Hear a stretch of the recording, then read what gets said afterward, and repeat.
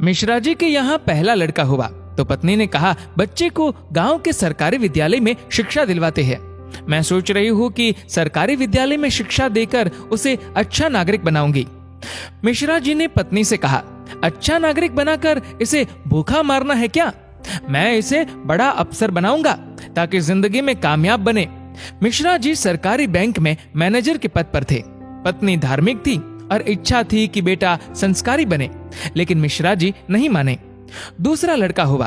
पत्नी ने जिद की। मिश्रा जी इस बार भी ना माने। तीसरा लड़का हुआ। पत्नी ने फिर जिद की, लेकिन मिश्रा जी एक ही रट लगाते रहे, कहां से खाएगा, कैसे गुजारा करेगा, और इस बार भी नहीं माने। चौथा लड़का हुआ। इस बार पत्नी की जिद के आगे मिश्रा जी हार गए। अंततः उन्होंने उसे सरकारी विद्यालय में शिक्षा दीक्षा दिलवाने के लिए भेज ही दिया। अब धीरे धीरे समय का चक्र घुमा। अब वो दिन आ गया जब बच्चे अपने पैरों पे मजबूती से खड़े हो गए। पहले तीनों लड़कों ने मेहनत करके सरकारी नौकरियां हासिल कर ली। पहला डॉक्टर, दूसरा बैंक मैनेजर, तीसरा एक गवर्नमेंट कंपनी में ऑफिसर के पद पर जॉब करने लगा। एक दिन की बात है, मिश्रा जी पत्नी से बोले, अरे भाग्यवान, देखा मेरे तीनों होनहार बेटे सरकारी पदों पे लग गए ना, अच्छी कमाई भी कर रहे हैं। तीनों की जिंदगी तो अब सेट हो गई, कोई चिंता नहीं रहेगी अब इन तीनों को। लेकिन अफसोस, मेरा सबसे छोटा बेटा संस्कारी बनकर पास ही के विद्यालय में नौकरी कर गांव में ही खेती को संभाल रहा है। जितना वह 6 महीने में कमाएगा उतना मेरा एक अफसर बेटा 1 महीने में कमा लेगा। अरे भाग्यवान, तुमने अपनी मर्जी करवाकर बड़ी गलती की। तुम्हें भी आज इस पर पश्चाताप होता होगा, मुझे मालूम है, लेकिन तुम बोलती नहीं हो। पत्नी ने कहा, हम में से कोई एक गलत है और इस बात का दूध पानी का पानी हो जाना चाहिए। चलो अब हम परीक्षा ले लेते हैं चारों की, कौन गलत है कौन सही पता चल जाएगा। दूसरे दिन शाम के वक्त पत्नी बाल बिखरा अपनी साड़ी का पल्लू फाड़कर और चेहरे पर 1-2 नाखून के निशान मारकर आंगन में बैठ गई और पतिदेव को अंदर कमरे में छिपा दिया। बड़ा बेटा आया, पूछा, मम्मी क्या हुआ? जवाब दिया, तुम्हारे पापा ने मारा है। पहला बेटा बोला, बुढ़ा सठिया गया है क्या? कहाँ है, बुलाओ। मम्मी ने कहा, वो घर पर नहीं है, बाहर गए हैं। पहला बेटा बोला, आए तो मुझे बुला लेना, मैं कमरे में हूँ, मेरा खाना निकाल दो, मुझे भूख लगी है। ये कहकर कमरे में चला गया। दूसरा बेटा आया, पूछा तो मम्मी ने वही जवाब दिया। दूसरा बेटा बोला, क्या पगला गए हैं इस बुढ़ापे में? उनसे कहना चुपचाप अपनी बची कुची जिंदगी गुजार ले। आए तो मुझे बुला लेना, और मैं खाना खाकर आया हूँ, सोना है मुझे। अगर आए तो मुझे अभी मत जगाना, सुबह खबर लेता हूँ उनकी। ये कहकर वो भी अपने कमरे में चला गया। तीसरा बेटा आया। वजह पता चलते ही वो तो आग बबूला हो गया। इस बुढ़ापे में अपनी औलादों के हाथ से जूते खाने वाले काम कर रहे हैं। इस बेटे ने तो मर्यादा की सारी हदें पार कर दी। ये कहकर अपने कमरे में चला गया।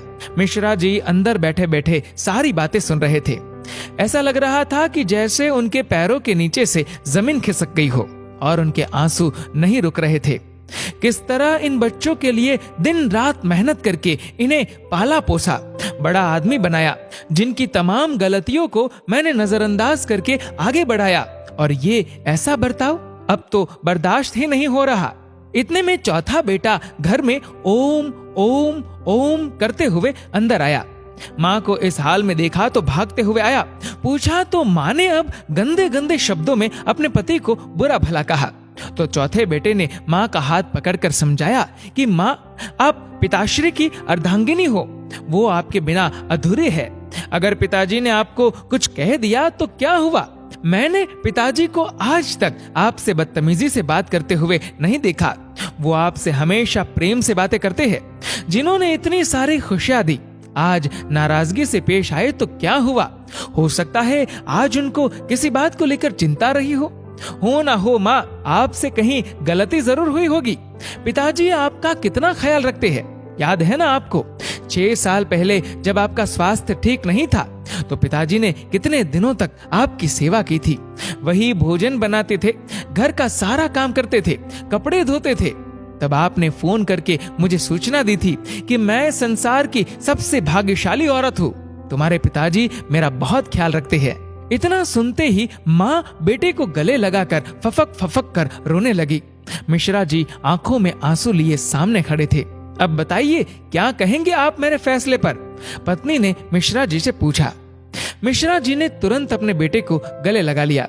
मिश्रा जी की धर्म पत्नी ने कहा, यह शिक्षा इंग्लिश मीडियम स्कूलों में नहीं दी जाती।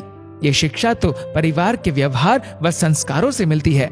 अब मिश्रा जी को एहसास हुआ, जिन बच्चों पर लाखों खर्च करके डिग्रियां दिलाई वे सब तो नकली निकले। जीवन का अंतिम समय कैसे व्यतीत होगा, इसका फैसला आपका धन नहीं बल्कि आपके द्वारा किए गए व्यवहार और दिए हुए संस्कार तय करेंगे। दोस्तों, इस वीडियो को लेकर आपकी क्या राय है नीचे कमेंट करके जरूर बताएगा। और अगर आपको वीडियो अच्छा लगा हो तो इस वीडियो को लाइक करेगा, शेयर करेगा ज्यादा से ज्यादा लोगों तक। और ऐसे ही और भी इंस्पिरेशनल वीडियोस के लिए सब्सक्राइब करें हमारे यूट्यूब चैनल को और फेसबुक पर फॉलो करें हमारे पेज को। धन्यवाद।